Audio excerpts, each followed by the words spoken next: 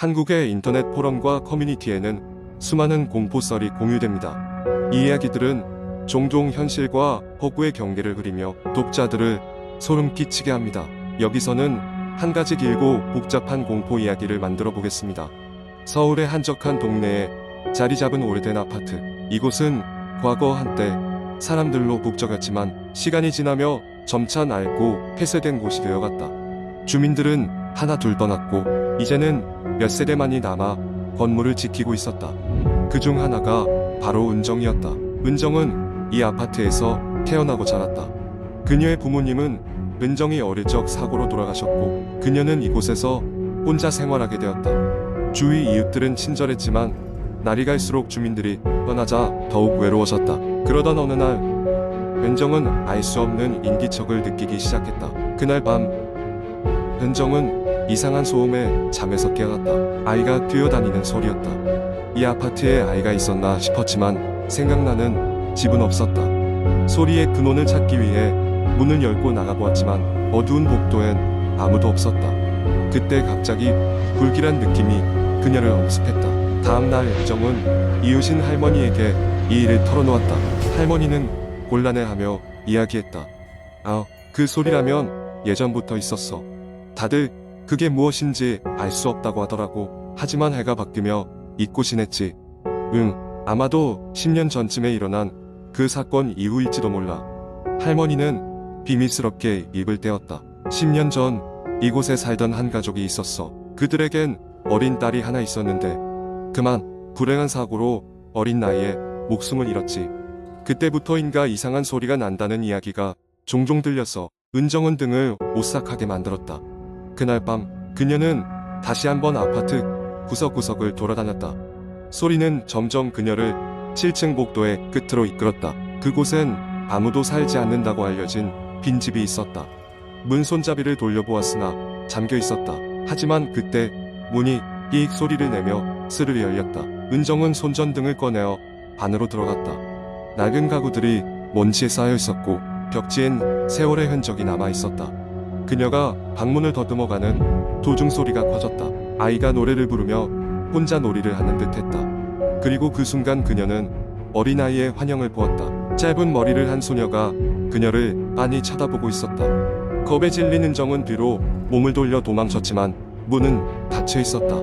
소녀의 웃음소리가 귓가에 맴돌았다. 은정은 소리를 지르며 문을 두드렸고 그때 어디선가 들려오는 속삭임이 그녀의 이름을 불렀다. 은정아, 은정아. 다음 순간 은정은 정신을 차렸다. 그녀는 아파트 복도에 쓰러져 있었다. 주변엔 아무도 없었고 모든 것이 조용했다. 그녀는 헐떡이며 일어나 집으로 향했다. 그 이후로 그녀는 그 집을 멀리했다. 몇 주가 지나고 은정은 아파트를 떠나기로 결심했다. 그녀는 짐을 챙기며 다시는 그 소리를 듣지 않겠다 마음먹었지만 마지막 밤에도 어김없이 아이의 목소리가 그녀를 찾아왔다. 안녕, 은정아, 잘가. 은정은 아파트를 떠났지만 그날의 경험은 그녀의 기억에 강하게 남았다. 새로운 곳에서 새 출발을 결심했지만 가끔씩 꿈속에서 그 소녀와 대화를 나누는 자신을 발견하곤 했다. 그리고 그럴 때마다 소녀는 환하게 웃으며 손을 흔들었다. 이야기는 독자에게 강력한 인상을 남기며 끝나고 은정의 운명은 상상에 맡겨진다. 이러한 공포썰은 읽는 이로 하여금 일상의 평범함 속에서 오싹함을 느끼게 하고 특별한 여운을 남긴다. 두 번째 이야기, 고등학교 시절의 여름방학. 나는 친구들과 함께 산속에 위치한 작은 마을로 여행을 떠났다. 이 마을은 외부와 조금 동떨어져 있어 도심의 소음을 피하고 자연과 가까운 시간을 보낼 수 있는 곳이었다. 우리가 도착한 날, 마을 주민들은 친절하게 맞아주었고 우리는 곧 마을 외곽에 있는 민박집에 짐을 풀었다.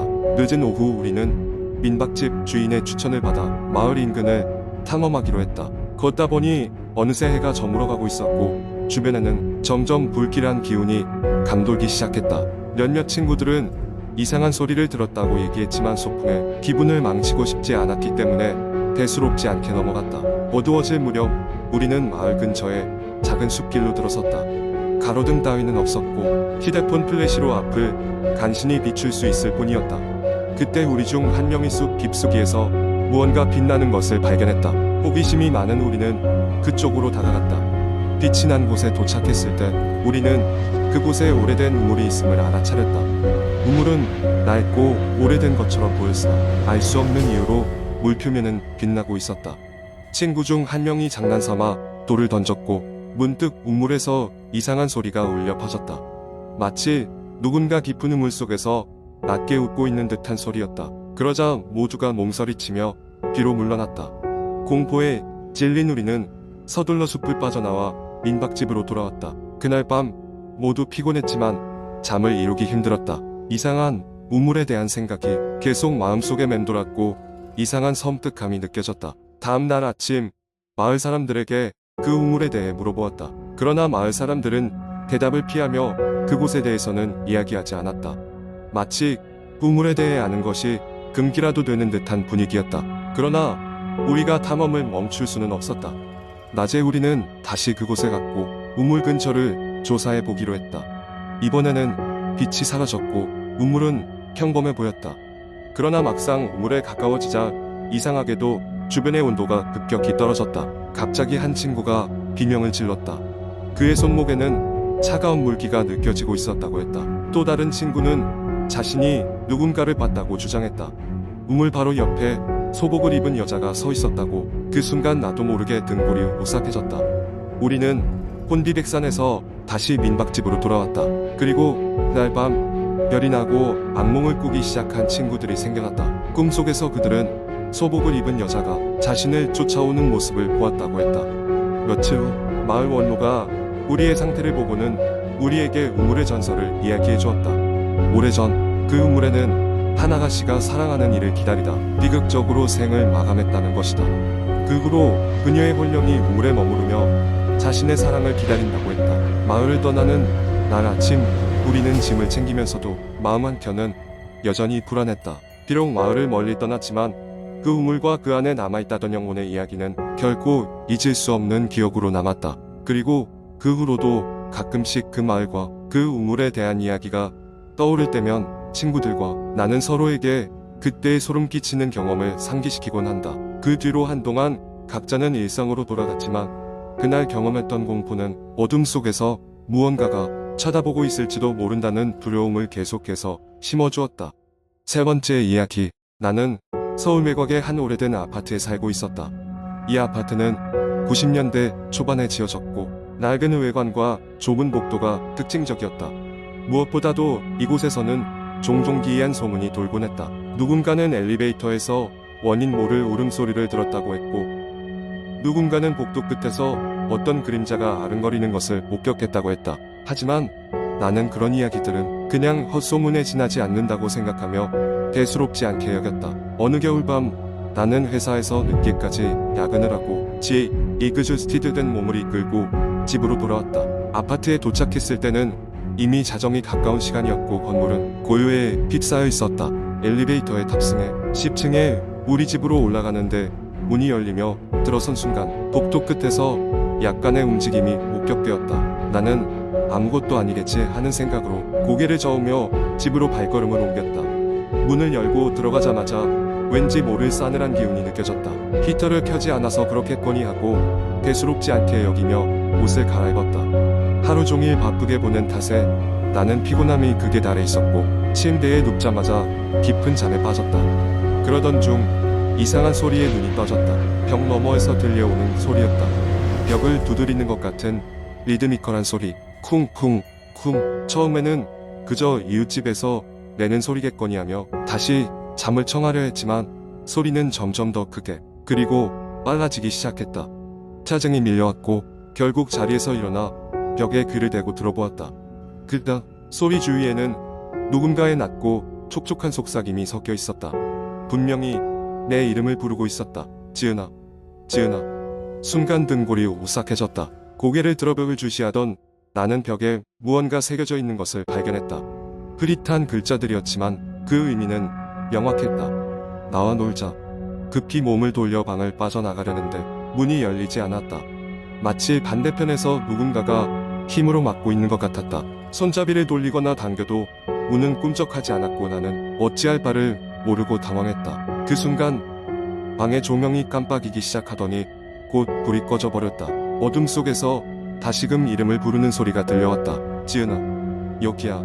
나는 숨이 막힐 것 같았다. 그 순간 주머니 속에 핸드폰을 꺼내 플래시를 켰는데 성공했다. 어렴풋한 빛 속에서 나는 방구석에 웅크리고 있는 형체를 발견하였다. 그것은 인간의 형체였으나 눈은 비어 있었고 그 입가에서는 희미한 미소가 걸려 있었다. 나는 두려움에 질려 비명을 지르며 뒤로 물러났다. 핸드폰에서 갑자기 전화벨이 울렸다. 화면에는 언론이라고 적혀 있었다. 본능적으로 전화를 받자마자 전화기 너머에서 들려온 목소리는 나를 다시금 얼어붙게 만들었다. 그것은 방금 전 그 형체와 똑같은 목소리였다. 지은아, 왜 도망가려 해? 그냥 놀자고 했잖아. 그 목소리는 점차 웃음소리로 변했다. 귀에 익은 목소리에 실린 기괴한 웃음소리가 내 심장 깊숙이 박혔다. 나는 정신없이 방 안을 뛰쳐나가려 했으나 그 형체는 어느새 나에게 가까이 다가와 있었다. 그것의 손이 내 손목을 잡았고 나는 비명을 지르며 뿌리치려 했다. 그렇게 실랑이를 벌이던 중 나는 어느새 침대 위에서 깨어났다. 식은땀에 한 건이 젖어 있었고 방 안은 아침의 햇살로 가득했다. 꿈인가 싶어 주위를 둘러보았으나 벽에는 여전히 희미한 글자가 남아 있었다. 이번에는 분명히 새겨져 있었다. 다음엔 더 재미있게 놀아줘. 나는 그날 이후 그 아파트를 떠났다. 낡은 아파트의 이야기는 그저 소문이라고 여겼던 내가 겪은 이 사건은 꿈처럼 느껴졌지만 동시에 너무나도 현실적이었다. 그리고 지금도 가끔 그날의 속삭임이 귓가에서 맴도는 것만 같다.